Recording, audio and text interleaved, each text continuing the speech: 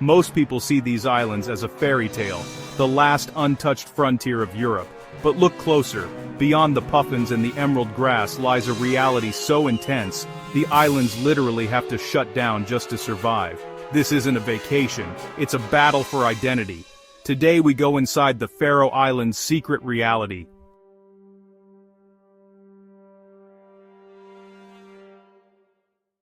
Most people see a picture. Well, it is a picture of the Faroe Islands, impossible green hills, sheer black cliffs, small colorful houses by a quiet sea, waterfalls falling from the sky, a fairy tale image, perfect, untouched, serene. But that single beautiful image hides a deeper truth. Staggering beauty, constant demanding struggle against the elements, beauty and hardship, two sides of the same coin, a world sculpted by wind and water. The air feels ancient, silence, broken by the cry of a seabird, or the rush of a sudden gust, a village in a protective fjord, sleeping peacefully. But that peace is hard-won. People here have learned to read the sky. They know the moods of the ocean. The same sea gives food, and brings great danger. The Faroe Islands are a small archipelago. They are a cluster of 18 main islands, lost in the vastness of the North Atlantic Ocean.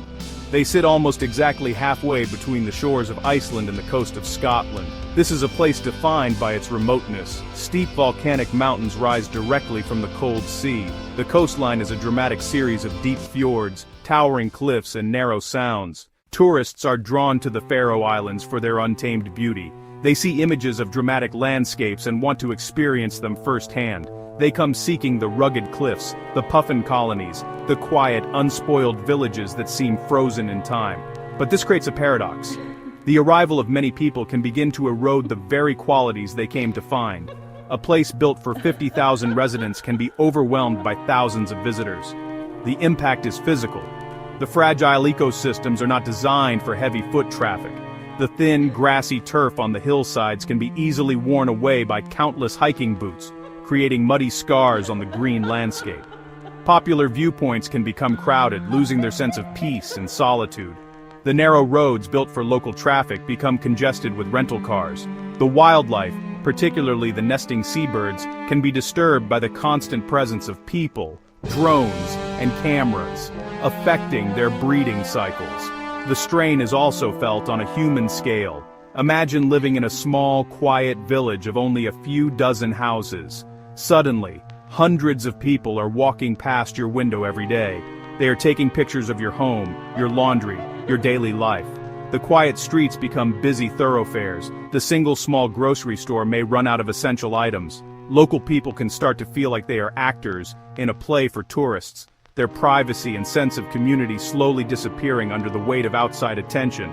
For a small island nation, the services are also limited. The water supply, the waste management systems, the emergency services are all built to serve the local population.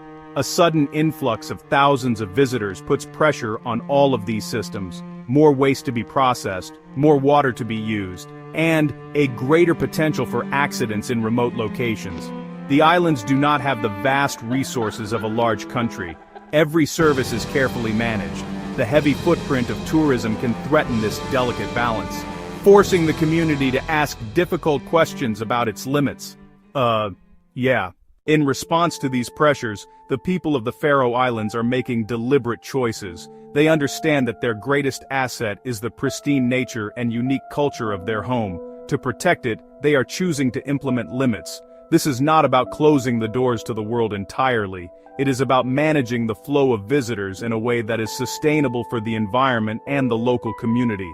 It is a conscious decision to prioritize the long-term health of the islands over the short-term profits of unchecked tourism. These protective measures take many forms. Some are simple requests. Signs ask visitors to stay on designated paths, and to take all their rubbish with them. In some of the most popular and fragile areas, access is now controlled through permits. These may seem like small rules, but together they form a powerful strategy for preservation.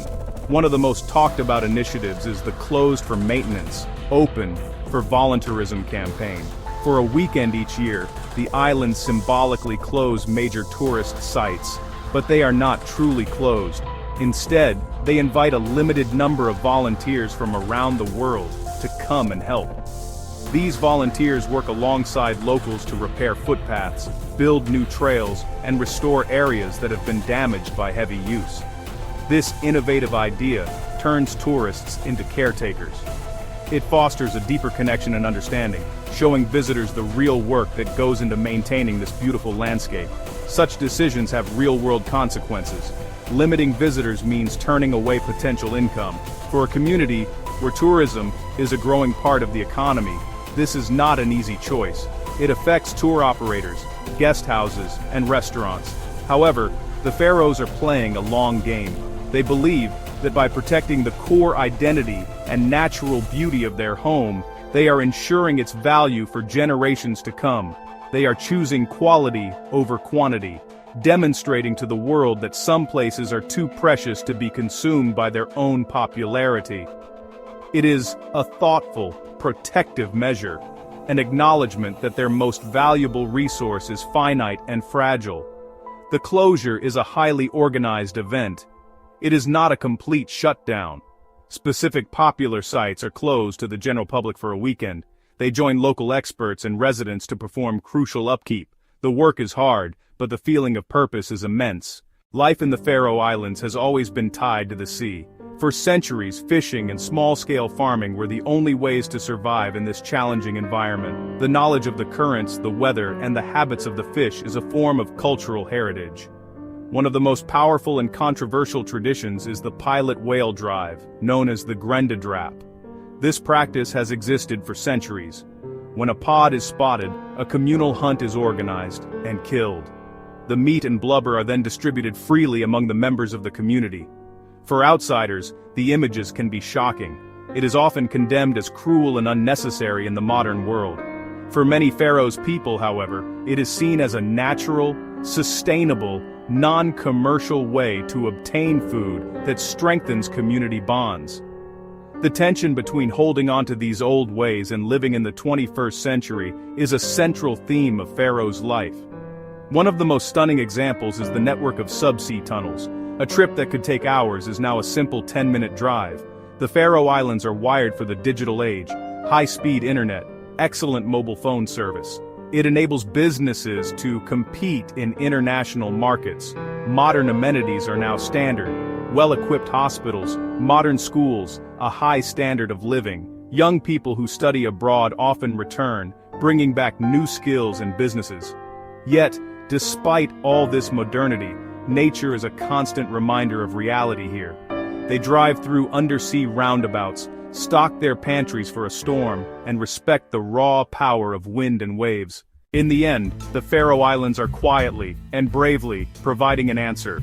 They choose at times to be still, to listen to the wind instead of the demands of the market. The Faroe Islands are choosing to stay quiet while the rest of the world gets louder. If you value these cinematic journeys into the world's most remote corners, hit that subscribe button and join the Global Explorer community. Tell me in the comments, would you move to a place that deliberately limits its own growth to save its soul?